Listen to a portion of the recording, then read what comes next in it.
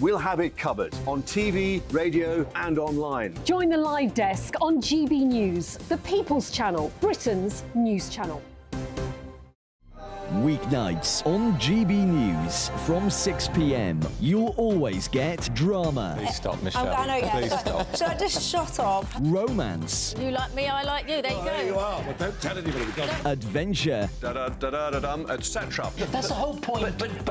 And action. Sergeant, we're being read my superstar panel that are already at it. They're fighting. It's going to be quite a show. Only on GB News, the People's Channel, Britain's news channel. So Jubes and Kerr, we tackle the issues of the day with real robust debate, both sides of the fence, battling it out with me in the middle with my forthright opinions and views. And often really interesting things happen because you start with a position and then by the end of the debate you find actually, well, I might not have thought about that one. What we need in this country is 2 new political parties. You should maybe think about doing a 2024 calendar.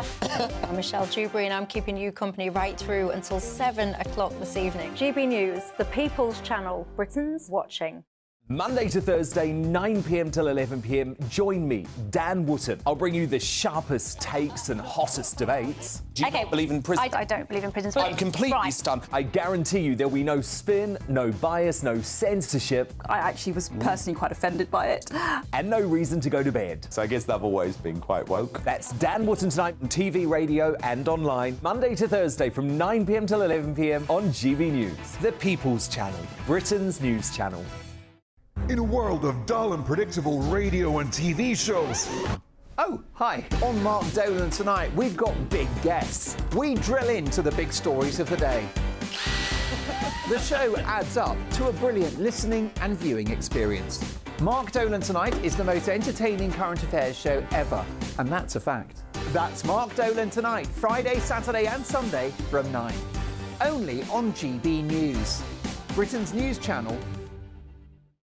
Like all families, we have arguments every now and then, but actually we agree on what the mission of GB News is, and that's the most fundamentally important thing. GB News provides the kind of platform that lets all voices be heard. We don't hold back. We're free to say what we really think. Just because some people who live in a tiny little Westminster bubble think that their particular story is important, that's not the most important story for me. And often they will be difficult stories, stories that you won't find on the establishment media. Because what people think in the north of England may be very different to what they're thinking in the home counties. We're going to carry on telling the world what life is really like for households up and down the UK. We love to be in your car, in your kitchen as you're having your breakfast. Whatever you're doing, you are part of the show. If it matters to you, it matters to us. Britain's watching. Britain's watching. Britain's watching. We're proud to be GB News, The People's Channel, Britain's news channel.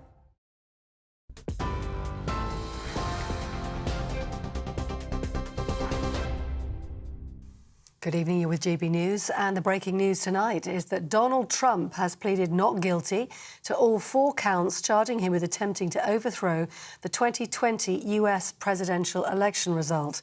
He left Washington, D.C. tonight and went on his way back home to New Jersey. The next court date is August the 28th. Mr. Trump isn't obliged to attend that. The former president is accused of conspiracy to defraud the US, to deprive citizens of their right to have their votes counted, and to obstruct and try to obstruct an official proceeding. It's Mr. Trump's 3rd indictment in 4 months. He's currently, though, the front runner for the 2024 Republican presidential nomination. Speaking before he boarded his plane home, Donald Trump called it a sad day for America. When you look at what's happening, this is a persecution of a political opponent. This was never supposed to happen in America. This is the persecution of the person that's leading by very, very substantial numbers in the Republican primary and leading Biden by a lot. So if you can't beat him, you persecute him or you prosecute him. We can't let this happen in America.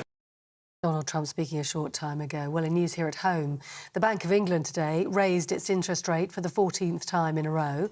It's increasing from 5 to 5.25%. That's the highest base rate since 2008. The bank says it expects inflation to be halved by the end of the year. And the Chancellor, Jeremy Hunt, told GB News the government's plan, however, is working. Well, the Bank of England forecasts today say that we will avoid recession, and in a year's time we'll get inflation down to about 3%, 2.8% I think is the number. So although it's very tough when interest rates go up for families or for businesses that have got loans, what those forecasts are saying today is that if we stick to the plan, it is working, and we will end up with a soft landing, and we can avoid a recession. Well, the Shadow Chancellor, Rachel Reeves, said the government must take action. A family that's looking to remortgage their property is going to be paying, on average, more than £200 extra every single month. And for some people, it's much more than that. The government need to take responsibility for the fact that inflation in the UK is much higher than it is in comparable countries. Meanwhile, high street retailer Wilko has warned it's on the brink of collapse, putting around 12,000 jobs at risk. The boss of the homeware chain said it expects to go into insolvency after failing to secure a takeover. Wilko, which has about 400 UK stores, has filed a notice of intention to appoint administrators. 5 activists that scaled the Prime Minister's private home in North Yorkshire have been arrested on suspicion of causing criminal damage and being a public nuisance. The protesters draped Rishi Sunak's home in black fabric in protest against the new North Sea oil and gas licences granted by him. That's your news on GB News across the UK, on TV, in your car, on digital radio and on your smart speaker by saying play GB News. Time now for headliners.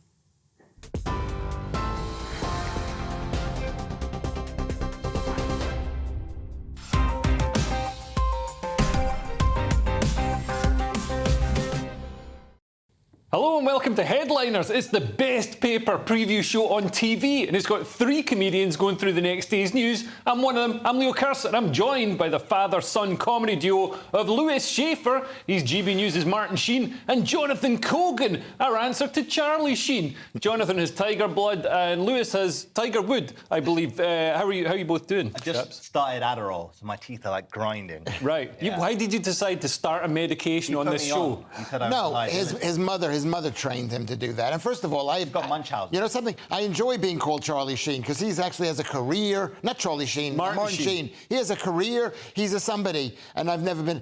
You're a somebody. You're on Headliners almost every night, Lewis. Yes. You've got a lot to be grateful for. Anyway, I'm going to crack on and look at the front pages of tomorrow's papers. The Daily Mail leads with, how on earth could this be allowed to happen? They're talking about Just Stop Oil occupying, or Greenpeace occupying Rishi Sunak's roof. The Telegraph has, NHS goes private to end record backlog. The Guardian leads with, latest rise sparks Tory calls for tax cuts. The Mirror has, hard up, on your bike. The Times leads with, economy is caught in a trap, says Chancellor, and it has Trump pleading not guilty to the conspiracy charges. And finally, the Daily Star has, wish you were here. And those were your front pages.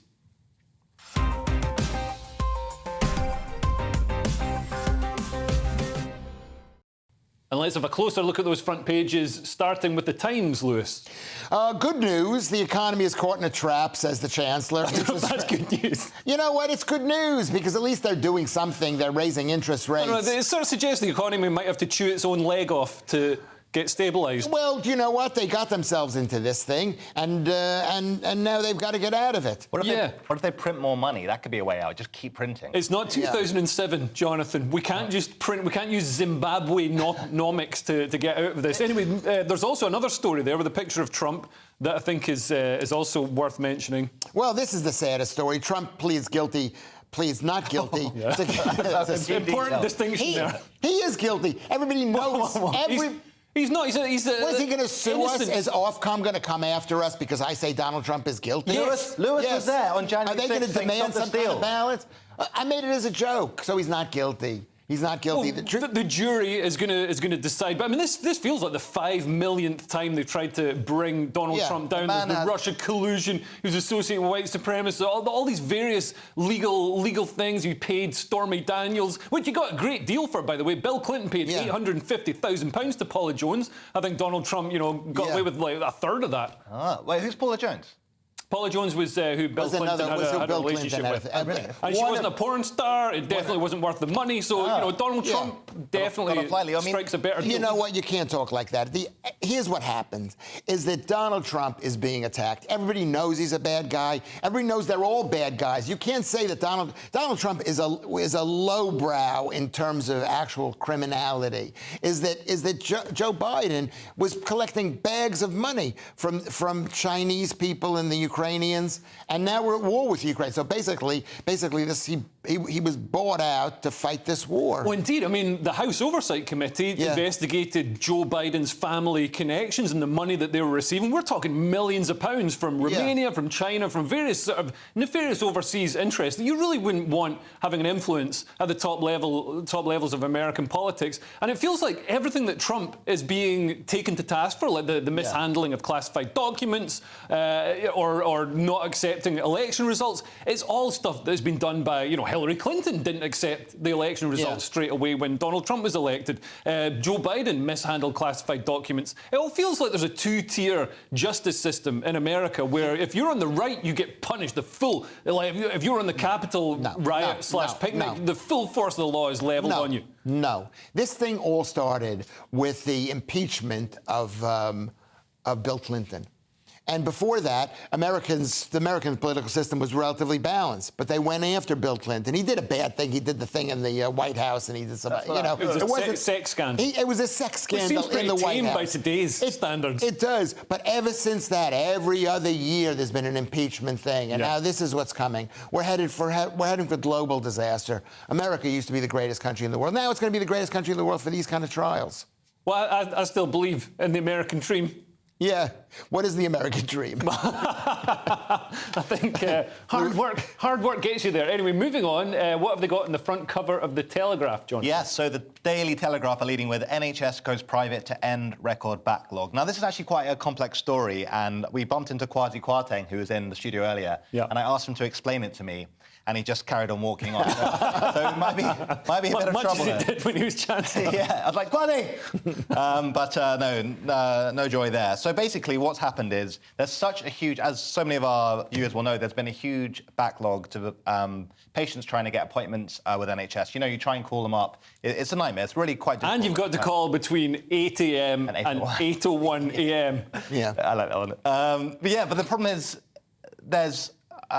as I understand it, there's quite a lot of space in these private hospitals, so now the NHS are teaming up with them to essentially co-opt that space and get people to go see private physicians but not pay for it. Is that right? So the NHS is going to pay the bill, basically. Yes. You'll be treated in a private hospital, probably have a more comfortable bed and better food, and the NHS will pay the bill. I mean, this sounds... Outsourcing. But they've been doing that for years. They did that during COVID when I had my prostate checked. Then he went to the doctors. They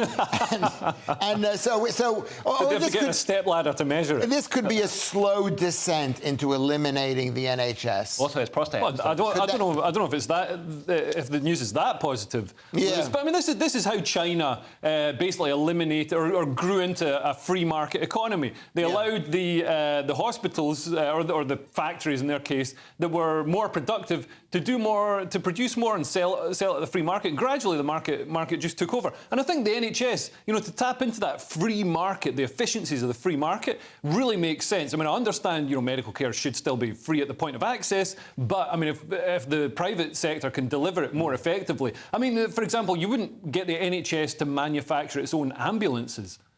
So you'd let a private company manufacture the ambulances and then the NHS buys them. But so why not do it with medical care should be, so all of the medical care should be privatised in the sense that, like, yeah, you wouldn't make their own ambulances, so we don't want the doctors to be... How do you mean? Like, how would it...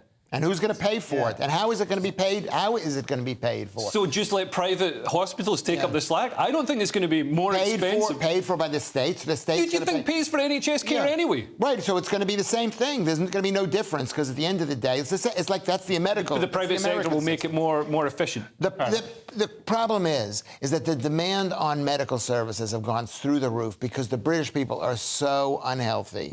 and come on, this is enough slamming British people. Anyway, No, but go. it's the same thing in America. Let's go to the front page of the Daily Mail, Lewis. What have they got there? The front page of the Daily Mail is, hold on a second, this is shocking. How on earth could this be allowed to happen as echo protesters occupy the roof of the Prime Minister's family home and drape stuff? So they got in.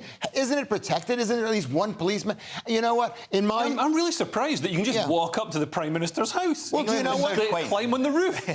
Tessa Gell, when she lived in my little borough of Nunhead, they had policemen stationed outside of her house. Oh, really? They did. They had guards just outside of her house. So we should start shooting people and killing them and dead. Is that too much? It might be too much. We'll find out tomorrow when the I think Ofcom complaints this is come in. Greenpeace wanting a piece of Just Stop Oil's action. They're getting jealous. They're being upstaged. They're like, how can we get some of that? So this is like Motley Crue bringing out a grunge album in 1994. Exactly that. And they are a Motley Crue, these Greenpeace guys. And what about Friends of the Earth? There's tons of these organizations that have been around forever. And do you think it's a step too far for Greenpeace, Just Stop Oil, to be targeting a private residence? I mean, we've seen, politicians getting targeted before. Yeah. David Amos, the sort of ultimate example, was targeted by an Islamist and, sadly killed by him. But this, I feel like, fair enough, to target public spaces, but to target somebody's home. It does feel like a line's been crossed there, yeah. And, obviously they weren't doing anything violent, but the fact that what if they were? You don't know who's someone who's climbing on your roof and... But you brought it on, we brought it on, the people out there brought it on themselves by believing in this climate bull. And also by not owning guns. And also by not owning... Well, that's true. If this was in America, you'd have a lot of dead Greenpeace people on the roof. I'm not in favour. I wasn't making a joke, but I wasn't being serious that they should shoot people. But they should... if somebody is going to invade the Prime Minister's home, they should be shot. Dead. OK, I'm glad you dialed back that comment. Anyway, just let's try and salvage this section with the Daily Star, Jonathan. Yeah, this story is a bit more relaxed. So holidaymakers warned... Actually, it's not great. Holidaymakers warned too much sun is turning us all into slapheads. So the report here is that if you spend too long outside in the sun, your hair will essentially react to that and it will fall out. So it can be sun damage, and then your telomeres... No, that's your genetics. Your something else. Follicles, that's the one. They won't grow and the cycles get quicker and quicker. But I think they just don't want us to get sun, because that's how we charge our chakras, and they don't want us to charge our chakras. That's it. You know what? You've learned something all the years. Yeah. I didn't make you say it, but that's exactly true. You made me sun my perineum. I didn't know what perineum was. You know something? Is that what you know something? There is a direct relationship between getting sun on your whatever, your lower cavities. Yeah, I'm not saying you should do it, but you should do it. The sun is one of the most important. We need good food, we need sun, we need grounding. What about our hair, though? Sleep. And I think... We also need hair. And you two both have a fine head of hair. It obviously runs in the family. Anyway, that's it for part one. Coming up, we've got expensive food, Oxfam going woke, and Macron being accidentally racist. Don't go away. What you get for breakfast is something that, if we do our jobs right, you will wake up to news that you didn't know the night before. It's a conversation. It's not just me and Eamon. We want to get to know you, and we want you to get to know us. From 6, it's Breakfast with Eamon and Isabel. Monday to Thursdays on GB News, Britain's news channel. Westminster is going around in ever-decreasing circles, followed by the media. Britain is broken. How on earth did we get into this mess? But more importantly, how do we get out of it? Join me at 7 p.m, Mondays to Thursdays on Farage, here on GB News. We will have open, rational debate. We've got to work out how Britain moves forward from this. Join us here on GB News, the People's Channel. Britain is watching. When the news happens, it happens here. And really important breaking news. Breaking news this morning. On TV, radio and online, the news starts here on Britain's Newsroom. All the biggest stories and the answers that you need from across the UK and beyond. Join Britain's Newsroom from 9:30 on GB News. The People's Channel, Britain's news channel. Join me, Patrick Christie's, Monday to Friday, 3 till 6. We tackle the day's news agenda like you've never seen before. It's high tempo, high octane, the most controversial topics, and the best guests. You will not be able to take your eyes and ears off it. I'm not afraid to ask the questions that you really want answered. 3 till 6 p.m, Monday to Friday on GB News, the People's Channel, Britain's news channel. People in Britain, they love free speech, but they also love fair play. I don't care if I'm speaking somebody from a trade union, from the Labour Party, somebody from the SNP. And I think the viewers like to see that actually we can challenge one another, but in a positive way. We think we ask the questions that people want to ask, and often we ask the questions that we wanted to ask in Parliament but never got the chance to ask. So join us every Saturday, 10 a.m. till noon on GB News, Britain's news channel. It's all about family, being in people's living rooms, all the interaction and getting to know who our viewers and listeners are. When I was young, my dad used to say, no, stop arguing. I wanted an outlet that would enable me to give my opinion. People are going through a really hard time right now, and I know that you don't feel like you're being listened to by the establishment. I came to GB News because it's the People's Channel, and I want the audience to have their say on the events of the day. We're dynamic. We do something different. Democracy shows that the wisdom of the nation is in its people. I get to travel to find out what the story is from a personal perspective. The British people aren't fools. We know when we're not being told the full story. We've got to work out how Britain moves forward from this. It's the best country in the world. The establishment had their chance. Now we're here to represent your views. Britain's watching. Britain's watching. Britain's watching. We're proud to be GB News. The People's Channel. Britain's news channel.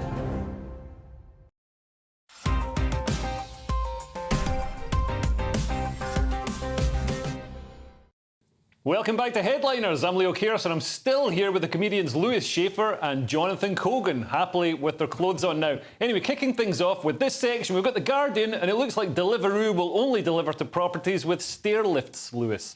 Yes, this is a little story in the Guardian. It says over 50s could deliver takeaways, say Works and Pension Secretary. So the Secretary of State for Works and Pension, his name is Mel Stride. He at least can walk astride. Well, he can't really.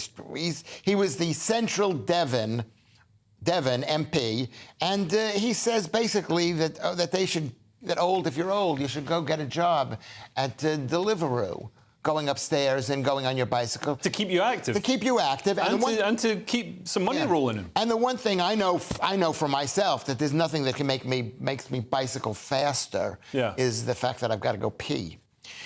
At my age, you always just got to go pee. I don't want to have a Deliveroo driver who needs to pee every half hour. I don't want somebody to hand me a curry knowing that they've just peed in a bush. Saying, smell my hand. Saying, smell my hand. They come into your house and use your toilet. Yeah. But it says... Lewis in there for 20 minutes. Deliveroo has said that it recorded a 62% increase in delivery people over the age of 50 in the last 2 years. Yeah, but from what? Exactly. From what? That was my point. Can I make my point, Lee? Yes, you can make your point, but I'd rather hear Jonathan's point. Well, my dear sweet mama is over 50, and she's tried to use the Deliveroo app, and it has taken a long time. Is that going to mean all of our deliveries are going to come cold and... Because that's what I'm worried about. It's a complicated thing to use. Sat-nav, she still uses an A to Z. Although she might feel so bad that she cooks a lovely roast dinner, which would be better. Swings and roundabouts. Anyway, The Telegraph now, and it looks like the phrase cheap as chips will have to be retired, Jonathan. That's actually a phrase for people who haven't tried truffle oil, Leo. So, right, Britain's era of cheap food is over, says economists. So the scoop is Britain's era of cheap food has come to an end, economists have said, as the Bank of England warned grocery price inflation will remain in double digits until the end of the year. So this is bad news for anyone who eats, which is most of us, especially me, if you've seen that clip we just put out. Well, so, especially poor people, because it's mostly going to affect own brands. They're going to be hit the hardest. Absolutely. I mean, a lot of these recent sort of economic, shall we say, phenomena have affected the working classes and the fewer earning populaces the hardest. So all the ULEZ stuff and all, we won't get into that now. But the problem is inflation for food is going up and up, and they don't want us to eat, and that's it. No food for the peasants. Well, he's exactly right about this thing. But I mean, food has been so cheap in terms of the percentage of how much we spend on... Compared to, a couple of generations ago. Yeah, it's nothing, and butter and all this stuff is like relatively dirt cheap. We spend on average British people, not me, not you. British people spend £44 a week on food, which is, I think that's divided by 7. That's about 8 pounds. 8 pounds a day. And for 8 pounds a day, you can eat Louis Schaefer's diet, which is steak and eggs. How do you get steak for 8 pounds a day? You buy a brisket and you cut it yourself. It's not wrapped up specially. Right. It's 9 to 11 pounds. You ever had raccoon steak, Leo? What can the government He imports it from Idaho. But I mean, this is related to factors such as the war in Ukraine, which Russia's just suspended the Black Sea deal, which under which it allowed Ukraine to export grain via the Black Sea, and that's sent wheat prices up, which then affects other food as well. They will always find something. At the end of the day, it's COVID. They started, and not just COVID. It's in 2007, like you said, during the last banking crisis. They just started to print money. Well, it's net zero as well. Across the European Union, across the Western world, they're reducing the amount of they're shutting farms and getting rid of livestock because they say it produces carbon dioxide, but it also produces food that we need. And if we don't have it, the price of food is we're not going to have enough food for everybody. Can't the Bank of England just print more food? If only it could. They'd probably print too much. Moving on, we've got the Telegraph again, this time with some good news. Starvation and poverty are officially over.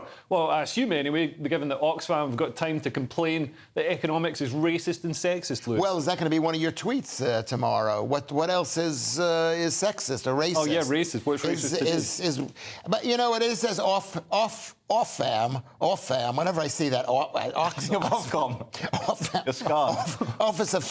of Famine. Office of Familiarity, anyway, Oxfam. Are you having a stroke? I am. Brands GDP, which is gross domestic product, which I didn't think they used anymore, basically GDP. Yeah, they do. They do, as colonial as anti-feminist. And it measures the sort of output, the economic output of a nation. Yes, of a nation. And they say, there's lots of people doing stuff that we don't give them credit for doing. Yeah. And they're saying, wait a second, Leo. They're saying that, don't jump in yet. They're saying that, maybe they should start, besides worrying about people, what housework they do, they should let women wear shoes. Well, they say that the GDP, because it measures, factory work, anything that's got a measurable economic output that increases value for a nation, it excludes domestic work, which is mainly done by women, they say, although not in my household. But the thing is, domestic work doesn't generate wealth. It's just stuff you've got to do. Right. Like, you clean the kitchen. You haven't generated any wealth for the nation there. It's ridiculous. And cleaning the kitchen is just something, you just have to do it. Yeah. It's not work. I mean, it is work, but it's not work. It's like me saying, I wipe my bum. This is to be measured as GDP because it's work. Yeah. It's like, no, you just got to do it. But the interesting thing is that what they're planning on doing, what Oxfam, doesn't affect British women or American women because they're such pigs. They're so messy. And you can say to me, Lewis, you have no right to say that. I've lived in this country 22 years. I know many, many women in this many women, and a lot of them. House proud is not a word you can use to describe the British. And I've noticed there's a correlation, Jonathan. You'll probably agree with this. The more his mother. The more a woman knows how the world should be run, the less she knows how to run. No, I totally agree. But the thing is with Oxfam is, when have you ever heard a good news story about them in the last 10 years? I actually used to work for Oxfam back in the day. Really? Yeah, I was a guy who organised all the prostitutes when they were on. Oh, boo. That's funny. That is really funny. It's a good joke. Anyway, the Times now, and I miss the days when bankers' morality stopped at thinking greed is good, Jonathan. Yeah, this is a fun one. So, Banker's Guide to Inclusive Language bans black market. So first of all, I've just learned what annual leave is, and that apparently comes from bankers having to take time off in case they're doing fraud. That's what I learned. That's what my friend used to work at Goldman Sachs told me today. I don't know if it's true or not, but they are not a moral industry, traditionally speaking. Yeah. So the story is, bank leaders have called for the banning of words including black market and male and female in order to make the profession more progressive. Yeah. So there's a list of words. Oh, but okay, this actually sounds like a hacky parody of, like, back in the day. It's so hack. It's just like, oh, you can't say black coffee anymore. But now, literally, you can't say black market. It really sounds like an old hacky joke. And what could you say? Could you say, like, green with envy? You can't say that because it's offensive to Kermit the Frog. To Martians. Or feeling blue, which goes against the Smurfs. The list of words they've got is crazy. So, yeah, you can't say sanity check, which is a term for software testing. You're now meant to say functional test. Instead of a credit score, you're now meant to say straggler's loot box. Instead of direct deposit, you meant to say raw doggy debt down? Some of these may be made up, but I mean, they're no worse than the replacements they've come up with. I mean, because the replacement for male and female, so it's used in IT, for example, IT connectors, instead of male and female, they say male alternative or female alternative. It's not the same thing. You've just made it more complicated. Yeah. What does the alternative mean? I don't know. I don't know. Maybe it's transitioning. Top and bottom? I don't know. Whatever. Yeah. Political correctness gone mad. Moving on, we've got the Times now, and France's President Macron is promoting the racist stereotype that ethnic minority children don't have fathers, Lewis. Well, in a roundabout way, at least he's recognizing it. Emmanuel Macron blames children of single parents for French riots. And this is interesting. He says that 3/4 of the children prosecuted over the summer's riot were from single-parent families or in social care. He doesn't mention the ethnicity of these people because it's sort of against the law in France to do that, to mention the ethnicity. But everybody saw the pictures. They saw the pictures, but the truth is the fact that the French love to riot. Their nation got started by a riot when they rioted over the Bastille. They stormed the Bastille. So the fact is the immigrant community is now rioting, shows that they're now fully assimilated into French culture. Great stuff, Lewis. Thank you. I mean, first of all, if Emmanuel Macron wants less, single-parent household, he should start wearing condoms. But basically, I don't know what the correlation is there, because it does seem to be a thing. If you're raised in a single-parent family, there's a proclivity towards crime and stuff. So, what's the answer? Just to focus on the family unit? That's like the most boomer thing I've ever said. But I think we could have governments in the West with more pro-natal policies to encourage people to have families and keep those families stable. I don't think, I don't think a single parent. I'm the product of a single-parent household, and I don't think you necessarily, have to have two parents to end up semi-all right. But, I mean, what was interesting in France is that the rioters were clearly immigrants, second and third generation, but, the children of immigrants. And we could see this in the pictures. And the media obfuscated this. They said, no, this isn't true. But it's like, and even Macron himself is trying to divert away from it. He's saying, no, there's no link there. This is, it's just because they don't have They're not allowed to say that. Yeah, they're literally not allowed to say it. They're literally not allowed to say it. People can see it, and they will replace the government with a government that listens to them and obeys basic logic and reason. But the interesting thing about it is that the demographic shift is so extreme there that most of the young people are from immigrant communities. Yeah. So even if the other people rioted, it still wouldn't be enough. It would still be predominantly immigrant communities. Okay. And can I just say this? Can I just say that I'm from a single parent household. My mother thought I was Jesus. Anyway, that's it for part two. Coming up, we've got Lizzo responding to accusations, Bud Light going bust, and the BBC suggesting the wrong side won World War II. Find out what it's about right after the weather. That warm feeling inside. From Boxed Boilers. Proud sponsors of weather on GB News. I'm Alex Deakin, and this is your latest weather update from the Met Office for GB News. Some wet and windy weather heading in for Friday night and Saturday, but for many, Friday will be a dry and a bright day with perhaps a bit more sunshine than we've had of late. The wet and windy weather for Saturday coming from this area of low pressure. Ahead of it, though, a ridge of high pressure is trying to move in. It's not completely across the UK, though, so still some heavy showers around this evening, and indeed overnight we'll keep some going over eastern Scotland and eastern England. The odd one further west, but many places will become dry overnight with some clearer spells and temperatures dipping down to about 11 to 14 in most towns and cities.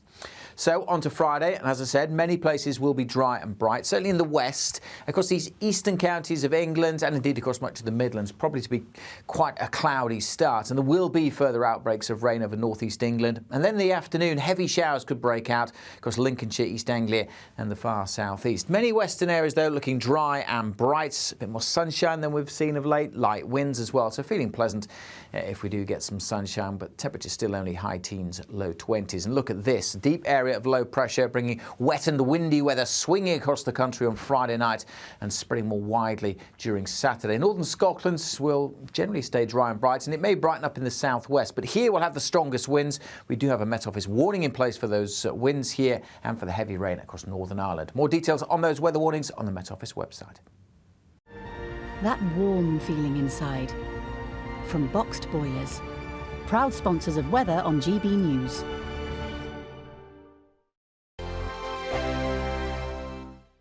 The Live Desk with me, Mark Longhurst. And me, Pip Thompson. It's here Monday to Friday on GB News. From midday, we'll bring you the news as it breaks, whenever it's happening and wherever it's happening, from across the UK and around the world. Refreshing, feisty, but with a bit of fun too. If it matters to you, we'll have it covered on TV, radio and online. Join the Live Desk on GB News, the People's Channel, Britain's news channel. So Jubes and Kerr, we tackle the issues of the day with real robust debate, both sides of the fence, battling it out with me in the middle with my forthright opinions and views, and often really interesting things happen because you start with a position and then by the end of the debate you find actually, well, I might not have thought about that one. What we need in this country is 2 new political parties. You should maybe think about doing a 2024 calendar. I'm Michelle Dewberry and I'm keeping you company right through until 7 o'clock this evening. GB News, the People's Channel, Britain's watching. Monday to Thursday, 9 p.m. till 11 p.m. Join me, Dan Wootton. I'll bring you the sharpest takes and hottest debates. Do you not believe in prison? I don't believe in prisons. I'm completely stunned. I guarantee you there'll be no spin, no bias, no censorship. I actually was personally quite offended by it. And no reason to go to bed. So I guess they've always been quite woke. That's Dan Wootton tonight on TV, radio and online. Monday to Thursday from 9 p.m. till 11 p.m. on GB News. The People's Channel, Britain's news channel. In a world of dull and predictable radio and TV shows.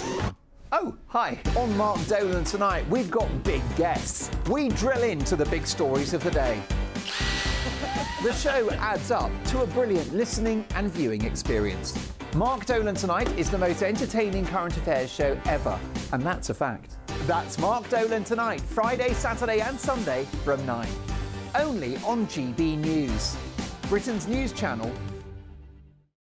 Like all families, we have arguments every now and then, but actually we agree on what the mission of GB News is, and that's the most fundamentally important thing. GB News provides the kind of platform that lets all voices be heard. We don't hold back. We're free to say what we really think. Just because some people who live in a tiny little Westminster bubble think that their particular story is important, that's not the most important story for me. And often there will be difficult stories, stories that you won't find on the establishment media. Because what people think in the north of England may be very different to what they're thinking in the home counties. We're going to carry on telling the world what life is really like for households up and down the UK. We love to be in your car, in your kitchen as you're having your breakfast. Whatever you're doing, you are part of the show. If it matters to you, it matters to us. Britain's watching. Britain's watching. Britain's watching. We're proud to be GB News, the People's Channel, Britain's news channel.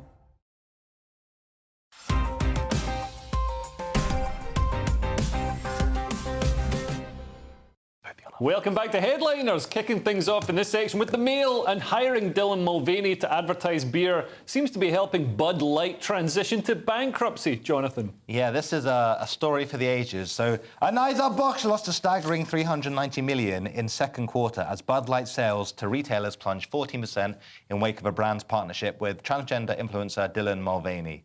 So this has almost become a little microcosm of the whole, in quotes, culture war.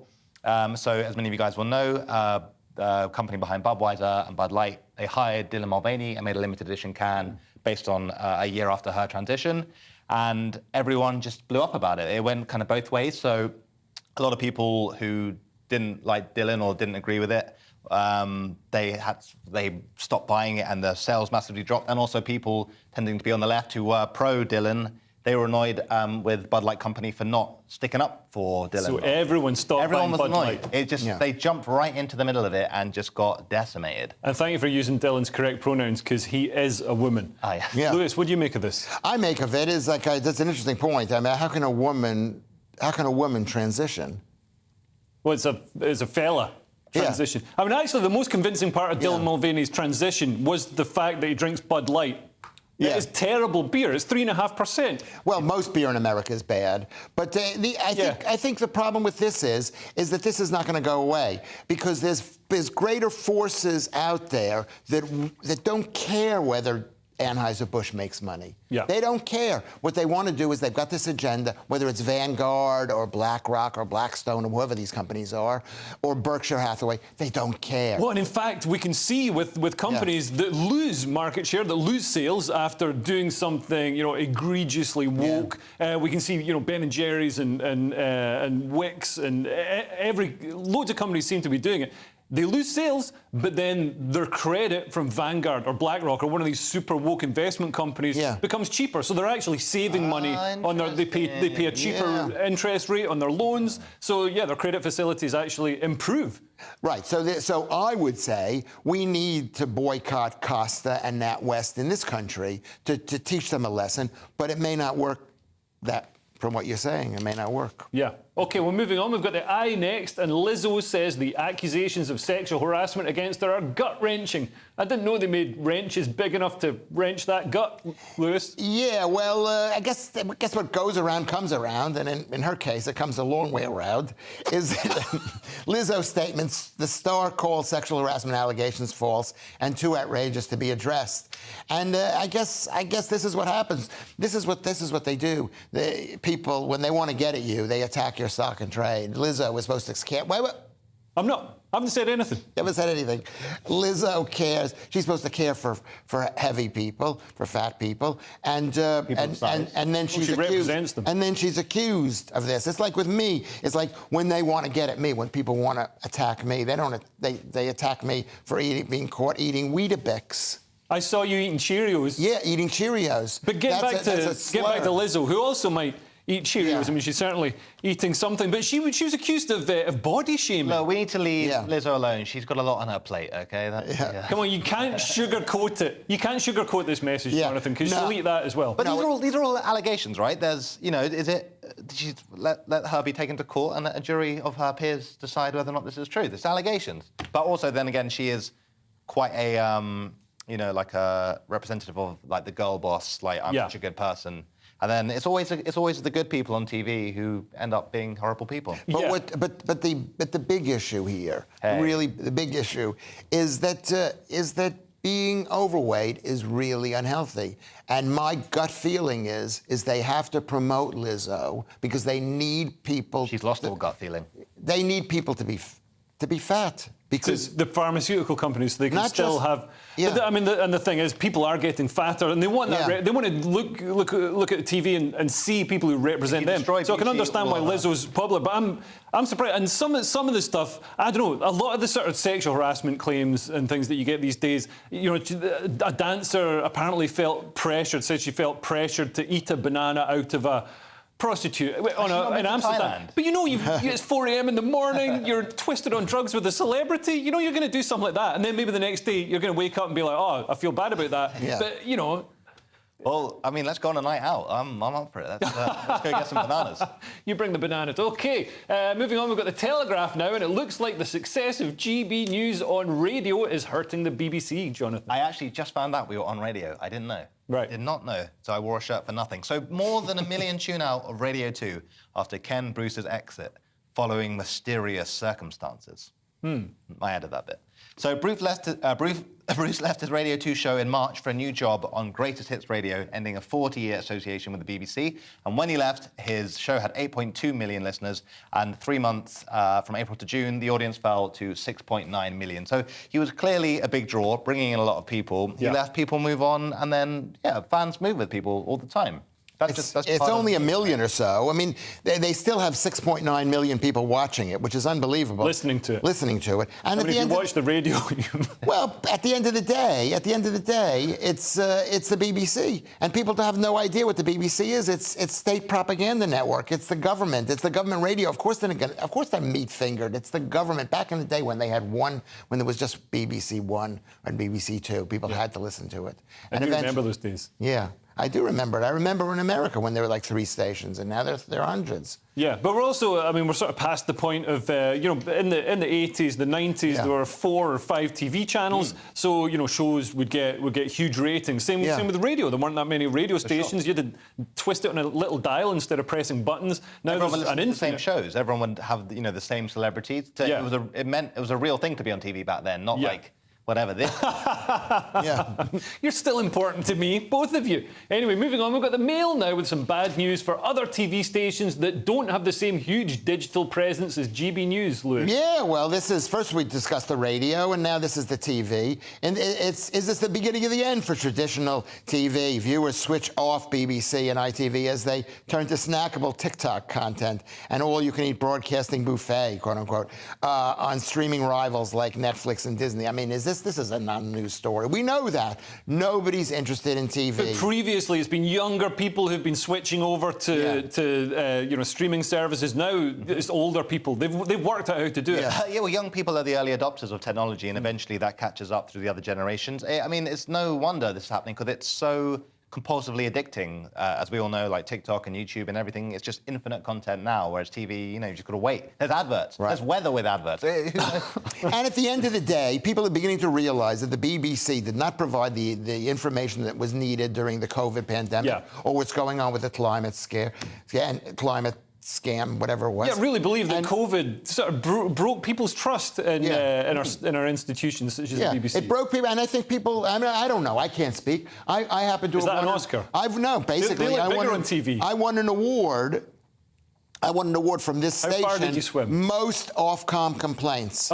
Lewis Schaefer. That's the Lewis Schaefer guy. We do not, I'd just like to say, if any Ofcom people are watching, we do not relish or glorify in the number of complaints we get. Just Lewis does. Moving on, we've got the Telegraph now, and the BBC seem to think that the wrong side won World War II, Jonathan. I mean, I'm not going to lie, that's pretty base for the BBC. Yeah, it's a bit of a strange stance to take. So the BBC apologises after presenter calls Dam Busters raid infamous.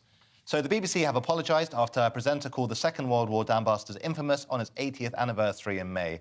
So I think the reason why they called it infamous, and I'm not completely sure why, it's because a lot of civilians were killed as well, or a lot of people died. There's a lot of, I know, our own pilots were killed, as I understand it. Not everyone made it back. And when they blew up the dams, and I think it killed a lot of prisoners of war, British prisoners of war as well. So there's a lot of casualty. Okay, so, I mean, I wouldn't necessarily call it infamous. You could say it had lots of tragic elements to it. Yeah. It's a strange choice of words. I mean, heroic would be a better. I mean, and it's summoned the sort of the essence of British ingenuity. That was turning the tide for the war, wasn't it? Absolutely. You know, there's this way of we developed this special bomb, and then the flight itself, to actually deliver the bomb was incredible. Had to be done incredibly carefully, and it turned the tide of, as you say, turned the tide of the war. Absolutely. And what's interesting is it's prompted 2 viewers to complain to Ofcom. So 2 viewers. We've got that today. I mean, But you know what? And they made a great movie out of it. But at the end of the day, and this is the end of the day, is that she used the word infamous wrong. I don't think she meant it. She didn't mean... She's a journalist. She should surely know what words mean. She is not a journalist. She works for the state propaganda network. You cannot be called... You can't call yourself a journalist when you work for the state. You could be... Well, you can in Russia. Functionary. In Russia, you can. Anyway, we're moving on. That's all for part 3. In the final section, we've got aliens, the destruction of the UK, and the heaviest beast that ever walked the earth or swam in the earth's seas. See you in a couple of minutes.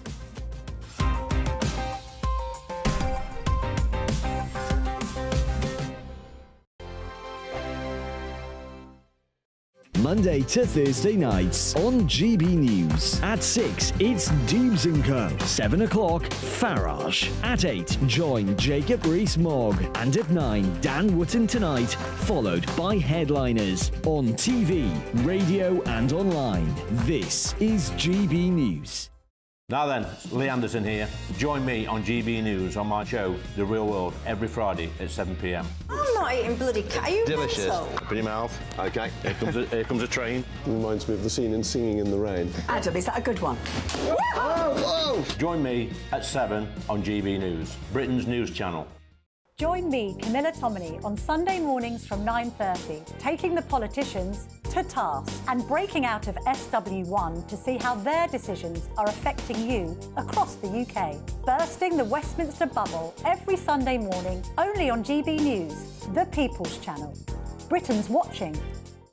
Join us every night on GB News at 11 p.m. for Headliners, which is 3 top comedians going through the next day's news stories, which is exactly what you need, because when the establishment has gone crazy, you need some craziness to make sense of it. So join us 11 p.m. every night on GB News, the People's Channel, Britain's news channel.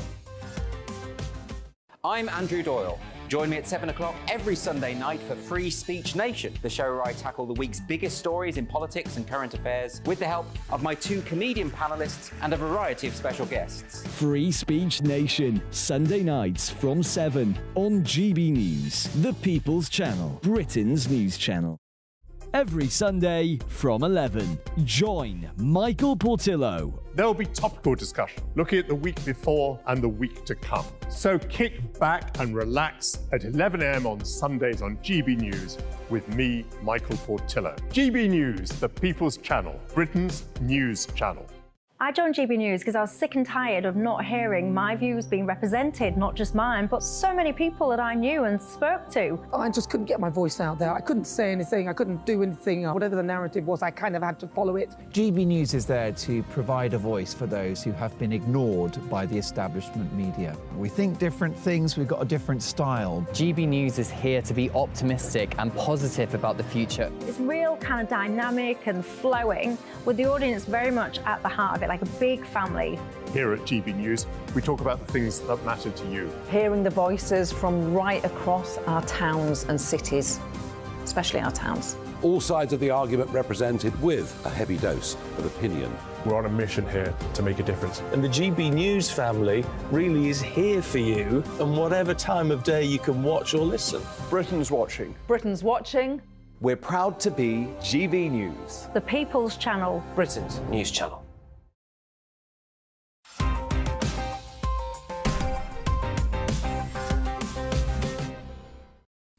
Welcome back to Headliners. The Metro now and the government has been up all night making a list of things that will destroy us. Do you think the government is feeling okay, Lewis?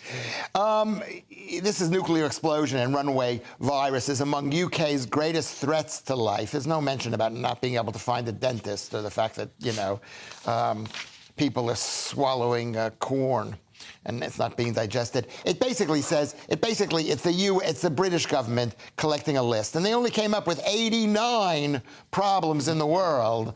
And the fact is, they should maybe hire a Jew or two, like myself, to come up with maybe, we can just... You think a Jewish mother would be able to find more existential threats to life? I mean, this is things that could wipe out humanity. So they're talking about another pandemic. Obviously, that was an easy one no imagination what are they there. Planning? Volcanic ash.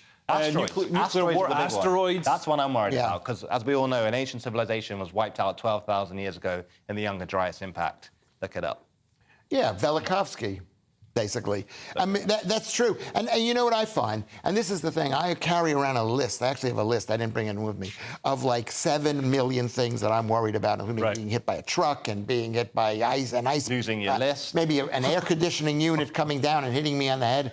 And the more you worry about, the less those things happen. Great, so worry fends them off. Anyway, we've got the Times now, and every office has a dope who's only there because he's the boss's son. It's great to see you again, Jonathan. But nepotism is a bit more obvious in international athletics. Jonathan. Yeah, this is a wild story. So in the Times, Somalia suspends athletic boss over slowest ever 100-metre runner. So Somalia has suspended a senior athletics official after one of its runners clocked a new 100-metre sprint record. The slowest ever. You got the video? All right. Let's play it. Not...在U20亚锦赛上也拿到过奖牌，我们来看看这一枪的表现。好的，选手出发，齐尔瓦莫朗现在的领先还是比较有优势的，石川优在这个阶段逐渐开始掉队了。齐尔瓦莫朗处在第1位，率先撞线，全力的去冲啊！这一枪11秒58，到最后似乎想收着劲儿跑，但是已经收不住。 Skip at the end. That was a Somalian runner at the end. Coming in like, it was 10 seconds after the other runners, which is a lot in 100 metres because it lasts 10 seconds. I think I could beat that. I reckon I could possibly squeeze across the line faster. I believe you. Yeah, I mean... And she got the job. She got the place in the athletics team running the 100 metres because her dad or her uncle or someone is the Somalian athletics boss. Yeah, I mean, you can't really cheat your way in athletics. No. Yeah, you can't. It becomes quite apparent, 20 seconds after you started running the 100 metres. But God bless her for the audacity, the absolute audacity. Yeah, I mean, she got a free trip to wherever that was. I think it was a promotion of the Somali people because they were once heavily starving, hungry people, and she's obviously not suffering not in that suffering way. from that. We've got the Metro now, and it looks like the government might release evidence of aliens. I guess it depends if they need to cover up the Epstein client list, Lewis. Well, this is from Harvard University, which means I will not read it. Well, you've got to read it. Do I have to read it? Okay, you have to read it. Just because scientists claim you were fired from Harvard. Scientists claim we will know if aliens exist in days. And it's this guy named Dr. Avi Loeb. He's an astrophysicist, which means he knows nothing. Those people are of all the scientists in the world, the astrophysicists know the least. But when we're talking about aliens, and so they're probably the ones who know the most about aliens. What does he say about aliens? I'm getting there. I'm getting there. Yeah, but we're getting near the end of the show. So we skip a story. What's the big deal? I want an award. No, there's a story I really want to do. So just tell us this story. The story is, I'm going to tell you what the story is. The story is that they found that there was an asteroid that landed, and they went and picked up the pieces at the bottom of the ocean, and they were a mixture of titanium and something else. And it was an off-world material. They'd never seen any of this material ever. It was moving faster than any known asteroid or comet. Right. So they think it's plausible. It's Flight of the Navigator style, alloys. It came from someplace else, because the fact is that the planets in our solar system are all kind of related to each other. So when something gets knocked off of Saturn, it's on the Earth. Because also, the asteroid had a cup holder, which is quite suspicious. Just think of this technology we could use. Anyway, finally, we've got the Daily Star with the heaviest animal to ever exist, Lewis. Not Lewis, but Lewis talking. Yeah, the heaviest animal ever to exist. So this is the Daily Star, and it is not Boris Johnson, and it is not... We've got a picture I don't want to say. We've got a picture of it. There it is. No. That's horrible. Can I just say something? Can I just say something? I'm going to tell you why this show was horrible for me. Because I haven't defended myself against that. It's horrible. Everybody's fat in this country, not just women and not just Lizzo. Yeah, everybody is. No, everybody is. They want us to be fat. They've made it easy to be fat. So there's no shame in being fat. I was fat. You look at pictures on my Twitter. Yeah, but you got thin because we shamed you. You know what? That's absolutely not true. No one shames men.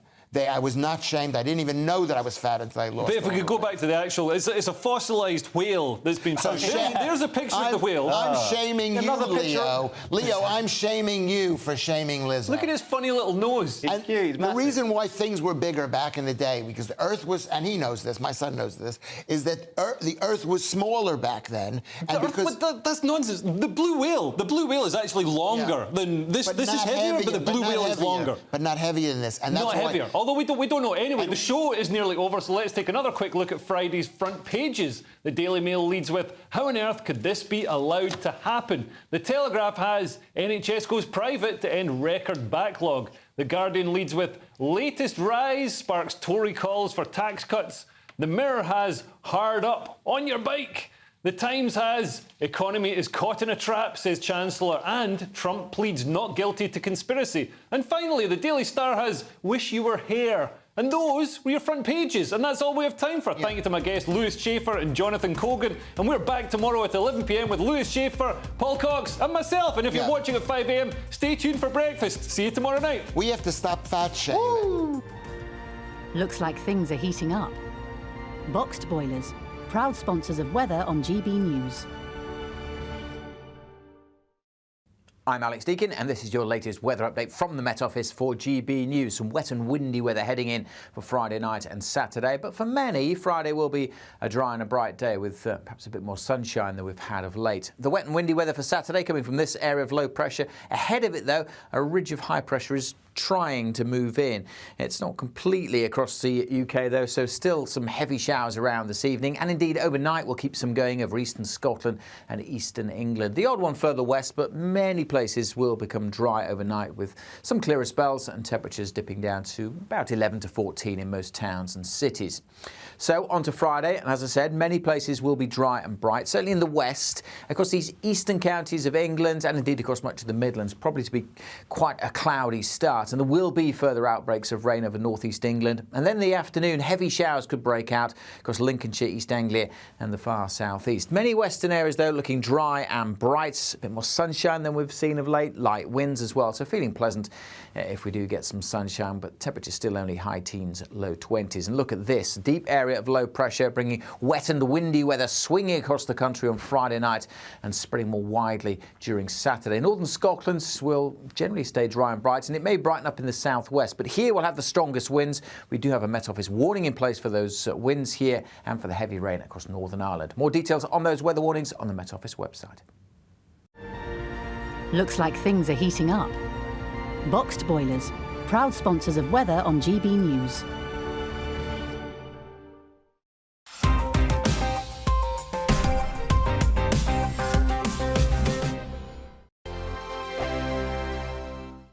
What you get for breakfast is something that, if we do our jobs right, you will wake up to news that you didn't know the night before. It's a conversation. It's not just me and Eamon. We want to get to know you, and we want you to get to know us. From 6, it's Breakfast with Eamon and Isabel. Monday to Thursdays on GB News, Britain's news channel. Westminster is going around in ever-decreasing circles, followed by the media. Britain is broken. How on earth did we get into this mess? But more importantly, how do we get out of it? Join me at 7 p.m, Mondays to Thursdays on Farage. Here on GB News, we will have open, rational debate. We've got to work out how Britain moves forward from this. Join us here on GB News, the People's Channel. Britain is watching. When the news happens, it happens here. And really important breaking news. Breaking news this morning. On TV, radio and online, the news starts here on Britain's Newsroom. All the biggest stories and the answers that you need from across the UK and beyond. Join Britain's Newsroom from 9:30 on GB News. The People's Channel, Britain's news channel. Join me, Patrick Christie's, Monday to Friday, 3 till 6. We tackle the day's news agenda like you've never seen before. It's high tempo, high octane, the most controversial topics and the best guests. You will not be able to take your eyes and ears off it. I'm not afraid to ask the questions that you really want answered. 3 till 6 p.m, Monday to Friday on GB News, the People's Channel, Britain's news channel. People in Britain, they love free speech, but they also love fair play. I don't care if I'm speaking somebody from a trade union, from the Labour Party, somebody from the SNP. And I think the viewers like to see that actually we can challenge one another, but in a positive way. We think we ask the questions that people want to ask, and often we ask the questions that we wanted to ask in Parliament but never got the chance to ask. So join us every Saturday, 10 a.m. till noon on GB News, Britain's news channel. It's all about family, being in people's living rooms, all the interaction and getting to know who our viewers and listeners are. When I was young, my dad used to say, Nana, stop arguing. I wanted an outlet that would enable me to give my opinion. People are going through a really hard time right now, and I know that you don't feel like you're being listened to by the establishment. I came to GB News because it's the People's Channel, and I want the audience to have their say on the events of the day. We're dynamic. We do something different. Democracy shows that the wisdom of the nation is in its people. I get to travel to find out what the story is from a personal perspective. The British people aren't fools. We know when we're not being told the full story. We've got to work out how Britain moves forward from this. It's the best country in the world. The establishment had their chance. Now we're here to represent your views. Britain's watching. Britain's watching. Britain's watching. We're proud to be GB News, the People's Channel, Britain's news channel.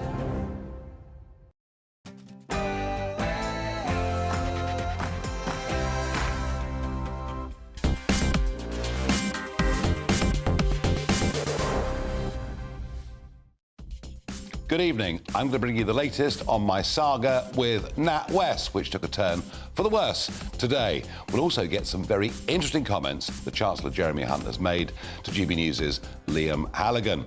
Donald Trump is due to appear in court in Washington, D.C. at 9 p.m. UK time, facing 4 serious charges.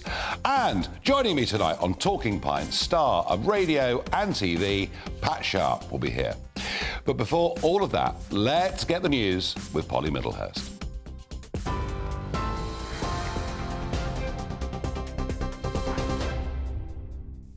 Nigel, thank you. Good evening. The top story tonight from the GB newsroom is that the Bank of England has raised its interest rate for the 14th time in a row. It's increasing from 5 to 5.25%. That's the highest base rate since 2008.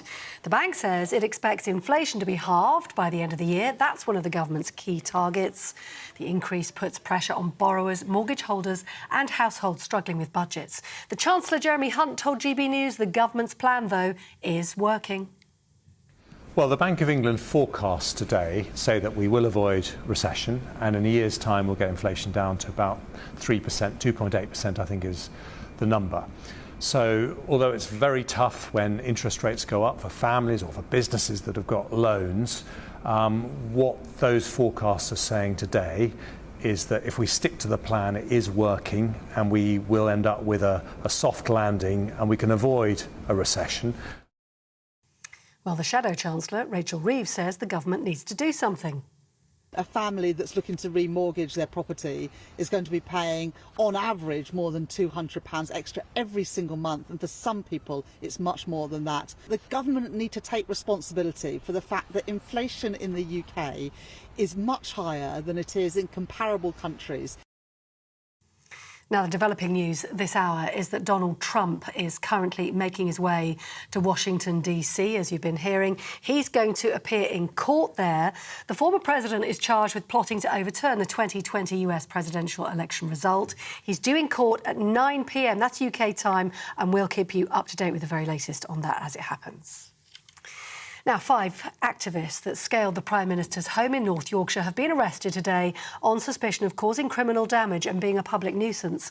The protesters draped Rishi Sunak's home in black fabric in protest against the 100 new North Sea oil and gas licences, which have been granted by Rishi Sunak. He says he won't apologise for the exploration.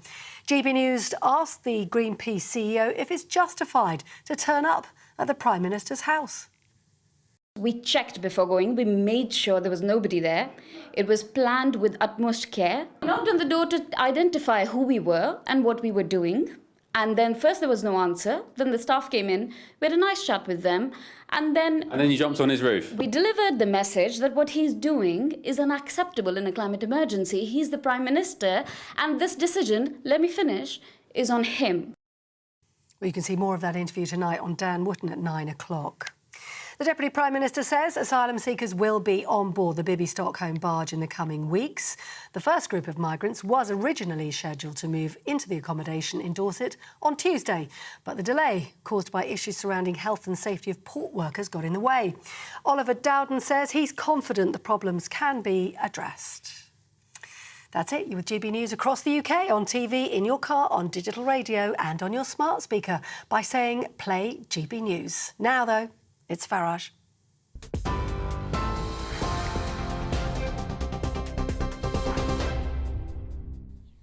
Good evening. It was my subject access request put into Coutts Bank that showed me the full horror and truth of their political prejudice and the reason they decided to close out my account. It's what began this big debate about debanking in this country, and that's a very, very good thing.